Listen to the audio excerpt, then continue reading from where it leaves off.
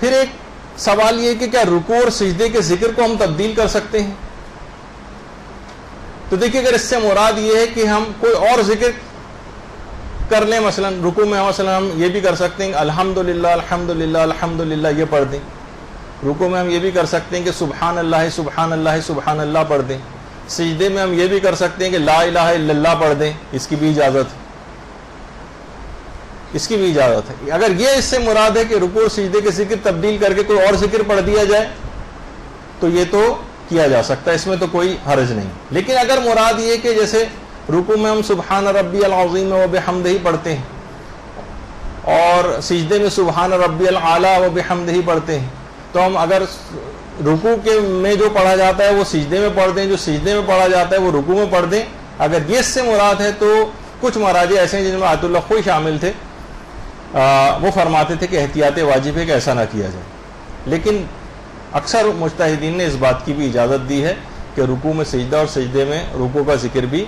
کر کے پڑھا جا سکتا ہے۔ لیکن بہرحال کوشش یہ کریں کہ جس طریقے سے نارملی پڑھا جاتا ہے ویسے ہی آپ پڑھیں۔ البتہ اگر مراد یہ ہو کوئی اور ذکر پڑھنا تو وہ تو میں نے آپ کو بتا دیا، کوئی سا بھی ذکر خدا جو بہت مختصر نہ ہو، مثلا آپ ایک دفعہ سبحان اللہ یہ نہ کہیں، 3 دفعہ کم سے کم سبحان اللہ کہیں، 3 دفعہ الحمدللہ کہیں، یا لا الہ الا اللہ ایک دفعہ کہا جا سکتا ہے کہ وہ ذرا بڑا ذکر ہے تو وہ پڑھا جا سکتا ہے۔ تو یہ ایک دماغ میں یہ چیز رہے کہ بہرحال اس کی کوئی اور ذکر اگر پڑھ رہے ہیں اس کے بجائے تو اس کی اجازت ہے۔ البتہ یہ جو رکوع اور سجدے کے اذکار کو الٹ پلٹ کر کے ان کی جگہ کو تبدیل کرنا، یہ کوشش کرے کہ یہ کام نہ کرے۔ جب پھر ایک سوال یہ بھی ہے کہ اگر کوئی نماز کی قرات کرتے ہوئے زبان کو تو اپنی حرکت دے، زبان کو حرکت دے مگر خود اپنی آواز نہ سن سکے۔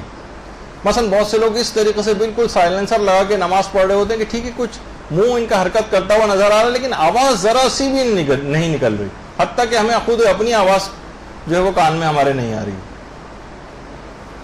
تو علماء فرماتے ہیں کہ کافی نہیں، اتنی تھوڑی سی آواز ضرور ہونی چاہیے کہ جو آپ کے کانوں تک جائے۔ پھر ایک سوال یہ ہے کہ نمازوں کے جو 3 سلام ہم پڑھتے ہیں، ایھا النبی ہو،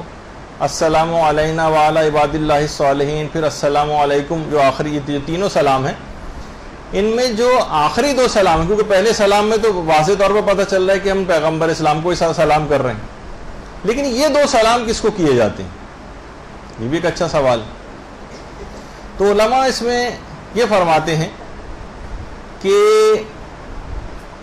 یہ جو دوسرا سلام ہے السلام علینا وعلی عباد اللہ الصالحین، یہ خدا کے صالح بندوں کو کیا جاتا ہے یا اپنے ساتھ میں نماز پڑھنے والوں کو کیا جاتا ہے یا کسی بھی دیگر افراد کو کیا جاتا ہے؟ ان میں کوئی بھی مراد ہو سکتی ہے۔ اور جو تیسرا سلام ہے اس میں احتمال یہ ہے کہ یہ ملائکہ کو کیا جاتا ہے، السلام علیکم ورحمۃ اللہ وبرکاتہ، یہ جو ہے ملائکہ کو، احتمال یہ ہے کہ یہ ملائکہ کو کیا جاتا ہے۔